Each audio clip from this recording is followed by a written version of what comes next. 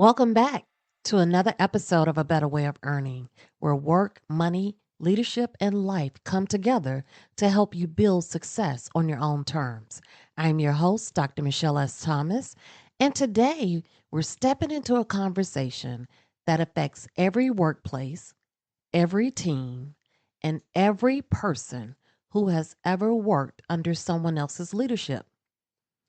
Why do some people inspire extraordinary performances while others struggle to keep employees engaged? Most people have heard the saying, people don't leave jobs, they leave leaderships. And while that statement may sound simple, there's a powerful truth underneath it. Leadership shapes how people feel about their work, how they see their potential, and whether they believe that their contributions matter. In this episode, we're going to explore why leadership is not just about having a title, managing tasks, or giving instructions. Great leadership is built on career capital, the skills, relationships, experiences, judgment, and credibility you develop over time. Because when you become a leader, your career capital does not disappear, it becomes more visible. People begin to evaluate whether you're competent, credible, connected, and contributing to their growth. I'm going to say that again, their growth. Leaders, hear what I'm saying. It's not about your elevation, it's about making sure that everyone that's a part of your team feels like that there's an aspect of contribution to their own growth. So today we're going to challenge our public playbook around leadership, unpack the success blockers that weaken influence, and then introduce tools that help us understand what leadership really requires. Because great leaders do more than direct performance. They develop people, they create trust, and build environments where others can become better. Let's get started. Leadership is one of those most misunderstood ideas in the workplace because many people confuse leadership with position. They assume that once someone receives a title, promotion, office, or authority, leadership automatically follows. But leadership is not created by a job title, a job description. Leadership is revealed through your behavior. People may comply with a title, but they do not automatically respect it. Compliance means that people do what they're told because they have to. However, my friends, respect means people trust your judgment, believe in your character, and are willing to follow your direction because they see value within your leadership. This is an important distinction. A title can give you access to authority, but it cannot give you influence. Influence is earned through the way you show up, the way you communicate, the way you make decisions, and the way people experience your leadership over time. Most respect competence. They want to know that you understand the work, that you can make informed decisions, and that you're not asking them to do what you do not understand yourself. People respect character.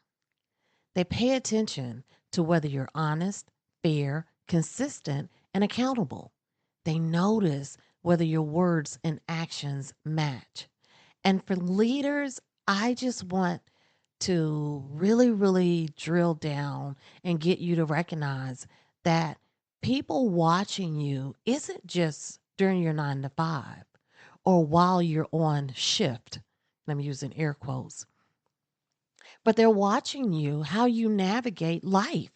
They see you on your socials, they hear about your views, They see if the leader that they're following during that 9 to 5 or 8 to 5 or second shift or third shift, if what you're speaking and saying to them remains consistent as your character, not just as a performance. You also got to understand that people respect consistency. They need to know that your expectations do not change based on your mood, your stress level, or who's in the room. Consistency creates psychological safety because people understand what to expect from you. And people respect connection. They want to know that you see them as people first, not as producers of work. Connection does not mean lowering standards. It means leading with enough awareness to understand what people need in order to perform well. This is why we have to be careful about assuming that authority and leadership are the same thing. Authority can require people to listen. Leadership helps people believe. Authority can assign tasks. Leadership creates ownership. Authority can manage behavior. Leadership shapes the culture. Titles create authority. Character creates influence. And influence is what determines whether people simply work under you or whether they're willing to grow with you. Let's talk a little bit about the leadership capital model. Career capital doesn't, as I said before, disappear when you become a leader. The same skills, relationships, experiences, judgment, and credibility you built throughout your career become the very foundation people use to evaluate whether they can trust your leadership. It becomes visible. When you lead, people begin watching how you apply what you know. They notice whether your decisions are thoughtful, whether your communication is clear, whether you remain steady under pressure, and whether your leadership helps them do their best work. People evaluate leaders through 4 questions. These questions aren't always spoken out loud, but they're always present in the workplace. They shape trust, engagement, performance, and whether employees feel inspired or they feel completely discouraged. Competency. Can you actually do the work? And this is a portion that when I go into corporations to evaluate what the breakdown is with their profitability, their return on investment, their operations, the first thing that I evaluate with the management team is, do they actually understand the work of the department that they're managing? This miss is easier than you expect. Companies are established and built, and those core values and vision and mission are really prominent in the beginning. But as business begins to expand and grow, and over decades and time, a lot of that initial core value and teachings tend to become passed down in micro doses instead of the complete package that the original leaders experience. And so when I walk into an organization and I'm discussing or evaluating the leadership team, and I find leaders that have no idea what each one of the people that serve directly up under them, what their actual job is, what their barriers are, what does it take on a day-to-day basis to execute what they need. Those are 99% of the time the departments that are struggling to meet their numbers and meet their measurables. Your competency matters because people want to know that their leader understands the realities of the job. A competent leader may not know every detail, but they understand enough to ask better questions, remove obstacles, make informed decisions, and recognize quality work.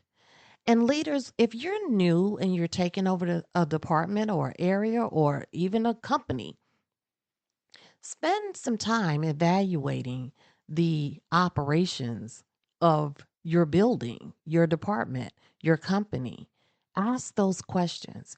I find that a lot of leaders feel like that because they have a title that eliminates them from the ability to sit down with someone and really ask the question. You feel like that you'll lose credibility with them, but you'll gain actually more respect from the people that you are asking, as long as those questions are not derogatory or they are belittling to the people that you're discussing. While we're on that topic, let me also drop a little note of wisdom to you. Please do not evaluate your department or ask these questions just so that you can then turn around and execute some punitive repercussions for the information that you found. If you want to diminish the trust that your new company, your new department, the new people around you have for you or potentially could grow and have for you, take the information that they give you and punish them for that. That is the worst move any experienced leader or new leader can make. Just a little note. Be aware of that. Credibility. Do you make good decisions? Your credibility grows when people see that your decisions are thoughtful, fair, and connected to the bigger purpose. Leaders lose credibility when their choices feel reactive, inconsistent, uninformed, or disconnected from the people doing the work. And if you don't think that the people around you are noticing the inconsistency or noticing the shifts in your behavior when other leaders or your boss comes around, those are the things that you want to really sharpen or recognize and work harder on to remove those inconsistencies from your leadership style. Which takes me to the third, and what I believe is one of the most important models of your leadership that you should really work and work to develop is connection. Do your people feel like that you understand what they are experiencing? Connection is the bridge between leadership and engagement. Employees are more likely to stay committed when they believe that their leader understands the pressure, the challenges, the strengths, and the realities of the team. So connect with your team. That old school mindset of they should just be happy to have a job or um, I'm not going to sit there and there are some leaders that believe that they're not going to bond with their team. They're just there to execute a job and punch that clock and get off work. Will your team perform? Probably, so that they can have a job.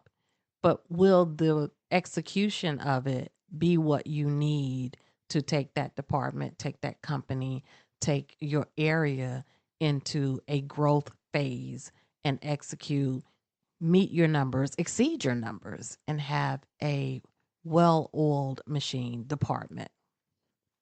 And number four, contribution.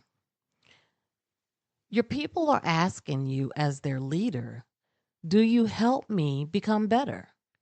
Contributions is where your leadership becomes transformational. A strong leader does not only measure performance, they develop it. They help people build confidence, strengthen their skills, see possibilities, and move towards greater capacity. I just want to pause right here and let you guys know that we, on July 30th, Thursday, July 30th at 7 p.m., we are launching our A Better Way of Earning talk show portion. And this is where we are traveling around the globe to sit down with individuals, leaders, entrepreneurs, everyday people to talk about their idea of earning. Because in this world, we want, if there's anything that we want to be able to showcase, is there's not just one way to achieve success for your life. I want to help to remove some of the panic that a lot of us begin to experience when we don't hit those touch points, those milestones, or those levels that society has convinced us will define our success. And so, having these conversations, I'll tell you, recording and producing this talk show was such an amazing experience for this first season for me, just to listen to other people's perspective about a better way of earning. And our first episode is going to be with Dr. Natalie Williams. And one of the things that she discussed was the difference between leading and developing a team. And so I would encourage you guys to tune in on July 30th to our first talk show episode, A Better Way of Earning talk show, on whatever device or platform that you hear this podcast. You can find the talk show portion also, or you can go directly to abetterwayoferarning.com and see those episodes and listen. One of the things that was so fascinating about what she talked about was not only did she talk about the leadership and what she's learned, but she discussed her own growth of how she learned to become the impactful leader that she is. So tune in. I'm sure you're going to enjoy the episode. Back to our episode here on the podcast. Um, Listen, you can have a title and still struggle to lead if these four areas are weak. The title may place you in front of people, but competency, credibility, connection, and contribution determines whether people trust you enough to follow you. That's why leadership development must begin before the promotion. The way you build out your career capital as an employee becomes the very foundation for the ways you lead as a manager, supervisor, business owner, or even executive. If you yourself have not developed your competency, people may question your direction. If you have not built up credibility, people may question your judgment. If you have not created connection, people may question whether you care. And if you're not contributing to their growth, people will begin to feel like they're working for your goals instead of growing and grooming towards their own. So, the first lesson of great leadership is this: do not wait until you have a leadership title to become someone worth following. Build the habits now, the judgment, the character, and the skill before the role arrives. Because when the title comes, people will not only listen to what you say, they will evaluate who you have become. And once we understand, my friends, that leadership is not just a position, we can begin to look at the deeper question: what blocks people from becoming the kind of leaders others trust, respect, and want to follow? So let's talk about some of those success blockers. Success blocker number one: ego. Ego becomes a success blocker when a leader becomes more committed to being right, being recognized, or being in control than they are to learning, serving, listening, and growing. Ego, no matter what anybody has ever told you before, is not confidence. Confidence says, I can lead, learn, and make decisions. Ego says, I should not have to listen, adjust, explain, or be questioned. Um, does that sound like anybody that you've ever worked for before? Exactly. We've all had those leaders. The difference matters because confidence creates steadiness, but ego creates distance. When ego enters into your leadership, the focus shifts away from the mission and the people. The leader begins protecting their own image instead of improving their impact. They may resist feedback, dismiss ideas, avoid accountability, or interpret questions as disrespectful instead of engagement. This, my friends, is very dangerous because ego weakens all four parts of the leadership capital model. It damages your competency because the leader stops learning. It damages your credibility because people stop trusting your judgment.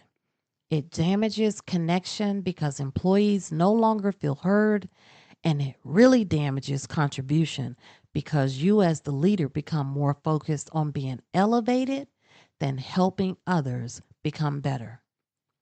Here are some common symptoms of ego in leadership: needing to have the final word even when others have valuable insight, taking credit for team wins while avoiding responsibility for team challenges, becoming defensive when receiving feedback, confusing disagreement with disrespect, withholding information in order for you to maintain control, surrounding yourself with people who only agree with you. We call those the yes people.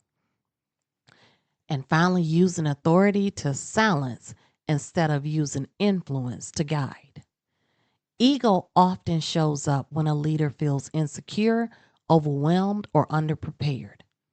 Instead of admitting what they need to learn, they try to appear untouchable.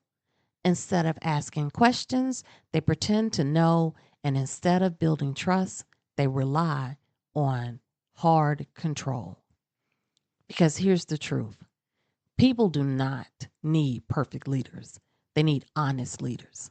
They need leaders who are secure enough to listen, humble enough to grow, and mature enough to admit when they do not have all the answers. The antidote to ego is humility with responsibility. Humility does not mean shrinking yourself, ignoring your authority, or pretending you have no expertise just so you can blend in. Humility means you're staying teachable while still being accountable for leading well. A humble leader can say, "I made the wrong call, you guys." A responsible leader follows that statement with, "But here is how we're going to correct it." That combination builds trust because people see both honesty and ownership. Here's your ego check. When you feel yourself becoming defensive, controlling, or resistant, pause and ask yourself, am I protecting the mission or am I protecting my image? Am I listening to understand or am I listening to defend? Am I making room for truth or only for agreement? Am I using my authority to build people or just to control them? What would a secure leader do in this moment? The ego check helps leaders interpret reactive behavior before it becomes a part of the culture. Because if ego is not addressed, it does not stay private. It becomes visible in meetings, decisions, communication, conflict, and the way people experience the workplace. Ego asks, how do I look? Leadership asks, how are we growing? Ego asks, who is challenging me? Leadership asks, what truth do I need to hear? Ego protects status. Leadership protects trust. And that's why ego is such a powerful success blocker. It convinces leaders that protecting their position is more important than developing their people. But the leaders who inspire extraordinary performance understands that influence grows when ego gets out of the way. Once ego begins to lose its grip on you, you as a leader can become more honest about the next blocker that often shows up in leadership: insecurity. Insecure leadership. Listen, this is probably one of my favorite topics to teach leaders because oftentimes what I found is people aren't aware of their own insecurities. Here's the definition: insecure leadership happens when a leader's fear, self doubt, need for approval, or fear of losing control begins to shape the way that they lead people. Insecure leadership is not always loud. Sometimes it shows up through defensiveness, micromanagement, avoidance, people pleasing, silence, over explaining, or the inability to make clear decisions. The common thread is that the leader is reacting from fear instead of leading from security. This matters because insecurity changes the atmosphere of a team. When their leaders are insecure, employees often spend more energy managing the leader's reactions than focusing in on the mission. They may hesitate to ask questions, share ideas, admit mistakes, or challenge assumptions because they're unsure how you, as the leader, will respond. Insecure leadership weakens trust because people begin to sense instability. They may not always name it, but they can feel it when a leader is easily threatened, overly controlling, inconsistent, or dependent on constant validation. And here's the difficult truth, my friends: insecurity often disguises itself as strength. A leader may say, I just have high standards, when they're actually micromanaging.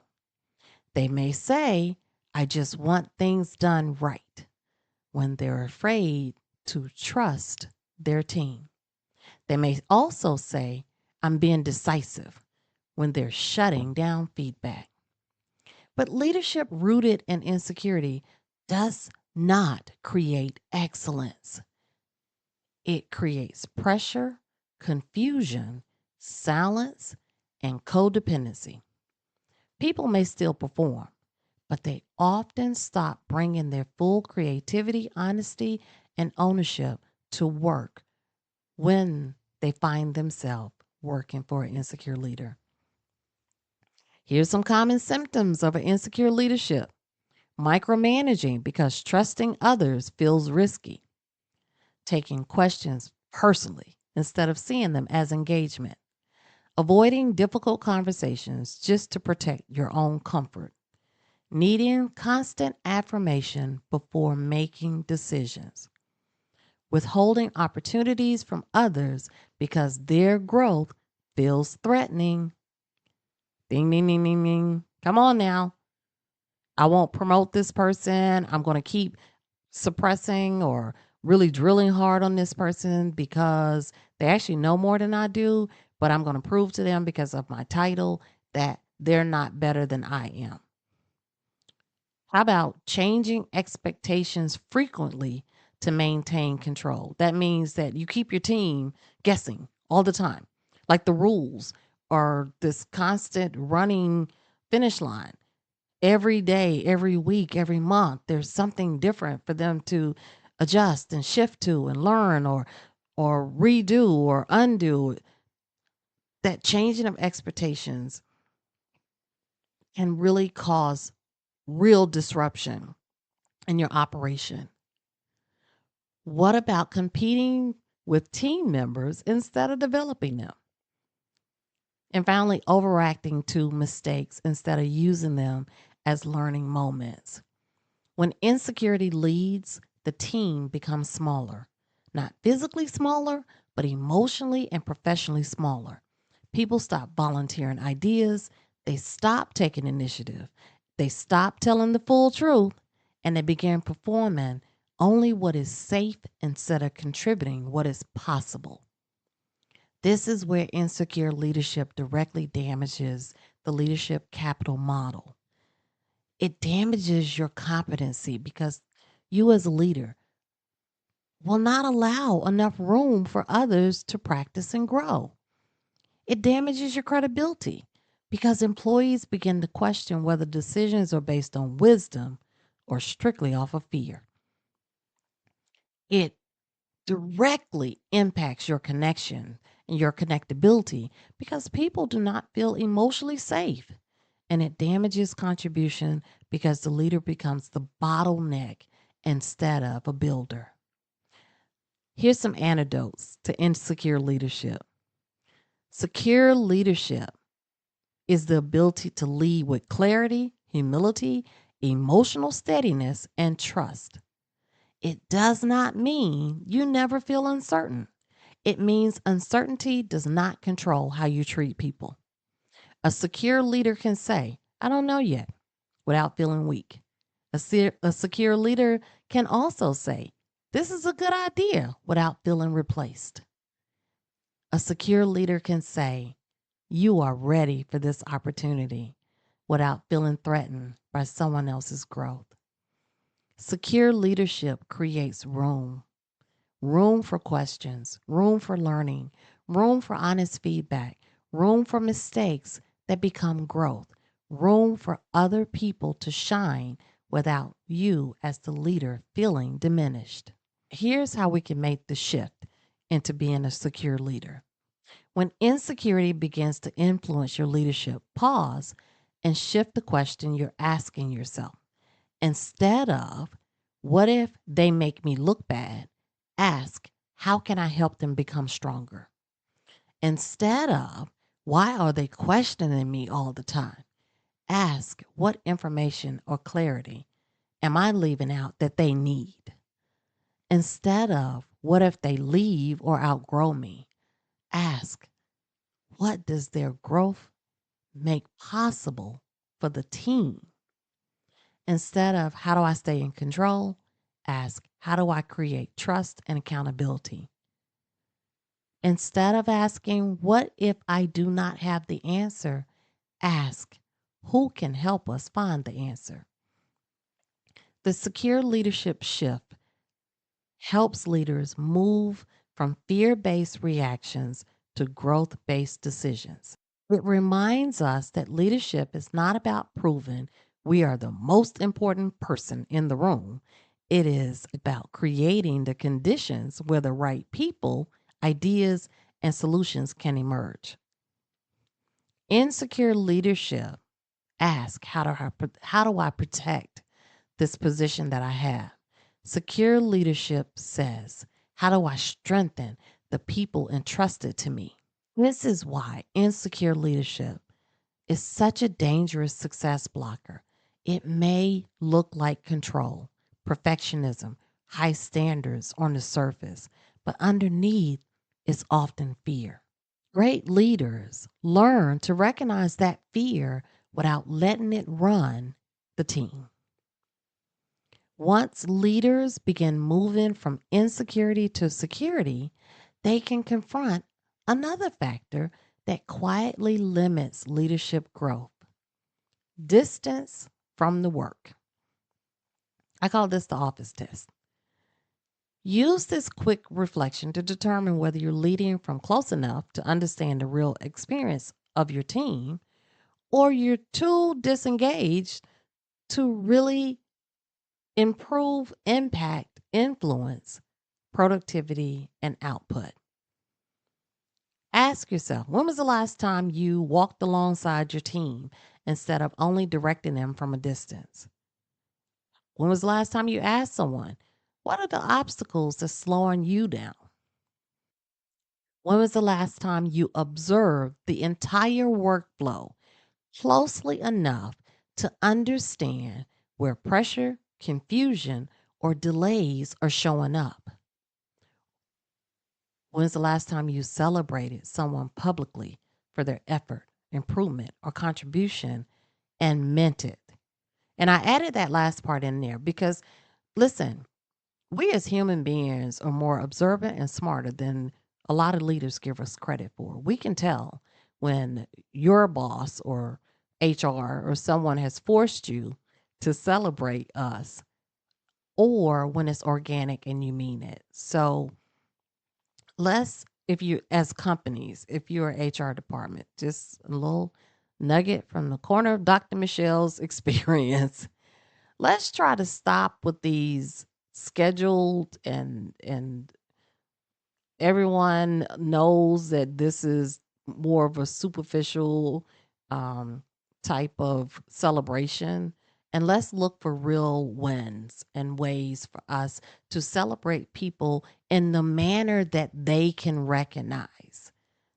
There's one thing for you as a leader to feel like buying a birthday cake for everybody on their birthday is a celebration. But do you know your team? There's some people that don't like cake. I'm just saying. There's some people that don't want their birthday to be broadcast like that. Do a touch point. Spend some time with your team. Find out what really works for them so that if you are celebrating and when you do celebrate your team, that it is honest and it is engaging and is sincere. And finally, when was the last time you learned something valuable from someone that you lead? If you cannot remember, that may be a sign that you're managing from such a far distance rather than leading with presence. Great leadership requires proximity. The closer you are to the work, the better equipped you are to remove obstacles as they arise, not after they have such a negative impact. You can build trust in your team, you can recognize growth, and you'll be able to lead your people so much better. That public playbook, let's talk about how it shows up in leadership sometimes. Some leaders still operate from the belief that employees should simply be grateful to have a job. That mindset may produce compliance, but it rarely creates trust. It definitely does not give your team any ownership of their position, and it will not yield you any type of long-term commitment. The old leadership questions, shouldn't my team be grateful to have a job? I mean, I pay them. Why do I need to spend time with them? Why do I need to do all this stuff that you're saying? Because I give them a paycheck. The, the question that today's workforce is asking is, do you, my leader, value what I bring? In another episode of the podcast, I discussed that we are now a global society. And so people understand that they have the freedom to work anywhere that they choose. What are you providing for them to choose to work for you? Old leadership style question, shouldn't you just be grateful to have a job? Today's workforce is asking, what value do you bring? Those two questions create two very different workplace cultures. Gratitude based leadership expects employees to accept conditions without questions and often results in compliance. Value based leadership recognizes employees' contributions, listens to their needs, and creates commitment. The difference matters because people may follow instructions when they feel obligated, but they give their best effort when they feel seen, respected, and valued. Every employee brings their career capital to the workplace, their skills, their experiences, their relationships, their judgment, ideas, and potential for growth. The way a leader responds to that career capital can either strengthen the team or limit what people are able to contribute. Great leaders recognize career capital. They notice people's strengths. They create opportunities for growth. They help employees use what they know in meaningful ways. Average leaders overlook career capital. They may focus only on tasks, titles, or immediate performance without fully seeing the abilities developed within the team. Poor leaders suppress career capital. They limit initiative, ignore ideas, or create environments where employees feel unable to use their full potential. The people on your team are building career capital every day through the work they do. the problems they solve, the relationships they develop, and the confidence they gain. The leadership question is this: are you helping your team develop their career capital, or you're preventing them from using it? 4 conversations every leader should have. Strong leaders do more than check on tasks. They create conversations that help people learn, solve problems, build skills, and grow with confidence. Instead of only asking, "What are you working on?" begin questions that reveal development, obstacles, goals, and support needs. Ask questions like, "What are you learning?" This helps you understand whether the work is developing the employee's career capital or not. What obstacles can I remove? This shows that leadership is not about assigning work, but also about clearing the path for better performance. What skills do you want to develop? This opens the doors for intentional growth instead of assuming employees will develop by accident. How can I help you grow? This communicates investment, support, and partnership in the employee's future. When leaders ask better questions, they move beyond managing activity and begin developing people. That is when leadership becomes more than oversight, it becomes growth. Why do you care about your growth? Because there is a such thing as leadership ROI.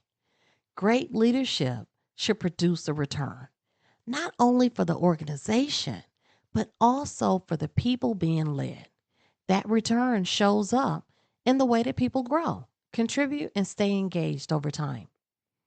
Great leaders increase 4 things: confidence, capability, connection, contribution.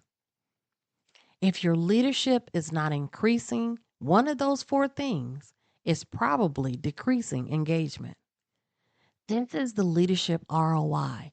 The return on great leadership is not measured only by completed tasks or short term results.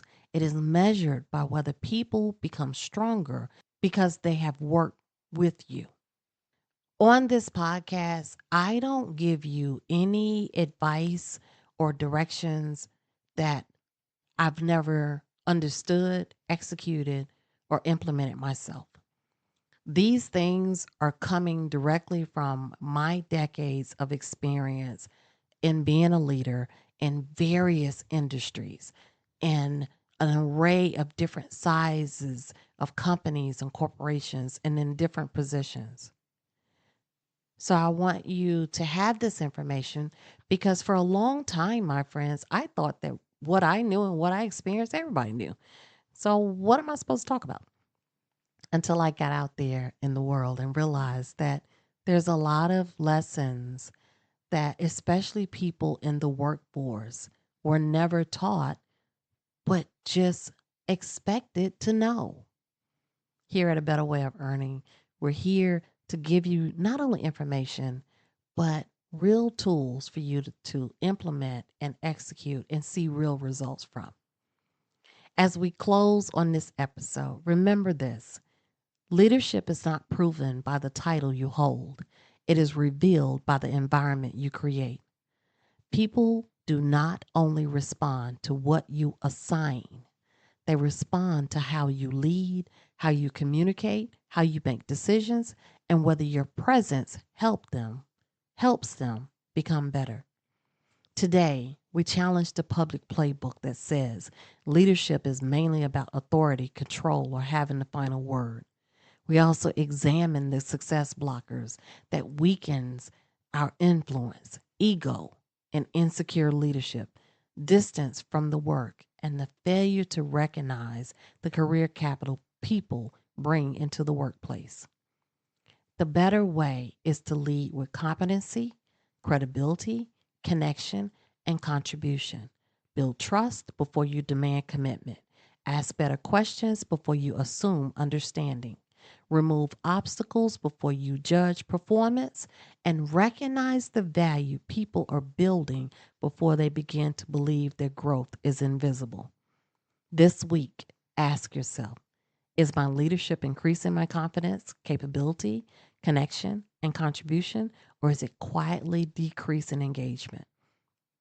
Because people may leave jobs, but many times they are really leaving. What they are really leaving is the feeling that their growth, their voice, and their value no longer matters. Thank you for joining me for another episode of A Better Way of Earning podcast, where work, money, leadership, and life come together, helping you build success on your own terms. Until next time, keep learning, keep growing, and keep leading in a way that helps others become better.